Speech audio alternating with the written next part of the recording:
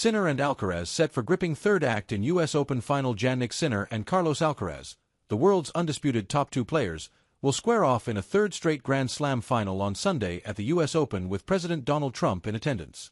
Top seed Sinner is the reigning champion and aiming to become the first man to successfully defend the U.S. Open crown since Roger Federer won the last of 5 consecutive titles in 2008. Alcaraz, who won the first of his 5 Grand Slam titles in New York as a teenager 3 years ago, is the first man in a decade to reach the U.S. Open final without dropping a set. It sets up a thrilling climax to a tournament preparing to host Trump, the first sitting president to attend the U.S. Open since Bill Clinton, who watched the women's final in 2000. It is the latest in a series of visits to major sporting events for the U.S. leader after his trip to the NFL Super Bowl in February and the FIFA Club World Cup final in July. It will mark New York-born billionaire Trump's first appearance at Flushing Meadows since 2015, when the then-presidential candidate and wife Melania were booed on arrival by the crowd. On the court, Alcaraz has largely had the edge over his rival of late, although Sinner is enjoying one of the all-time great seasons at Grand Slams. Only a miraculous escape act from Alcaraz, in which he saved 3 championship points, denied Sinner at the French Open and cost him a shot at a rare calendar slam. Sinner brushed off that crushing loss by beating Alcaraz in the Wimbledon final, adding to the Australian Open crown he retained in January. The pair will collide once more inside Arthur Ashe Stadium, the scene of a 5 hours 15 minutes quarterfinal classic in 2022 that has come to shape the rivalry between two generational talents. I feel like our rivalry started here playing an amazing match. We are two different players now, with different confidence too, said the 24-year-old Sinner, chasing a 5th major overall. It's great for the sport having rivalries, having hopefully great matches in front of us. He's someone who pushed me to the limit.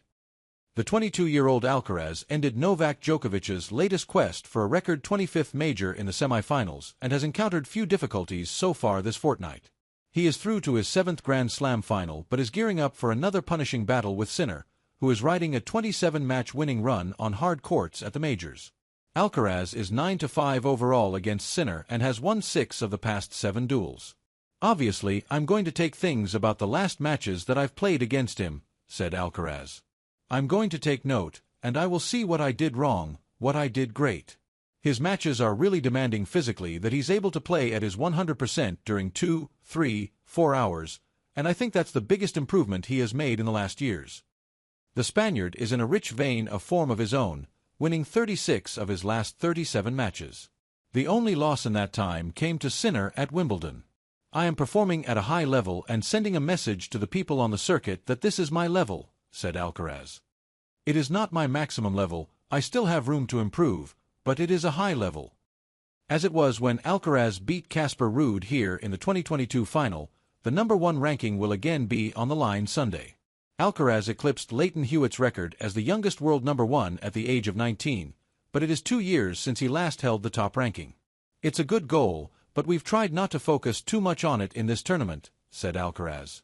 It will remind me of the 2022 final, when I was playing for a slam and the #1 spot. It will be like a flashback. But winning a Grand Slam comes before being #1.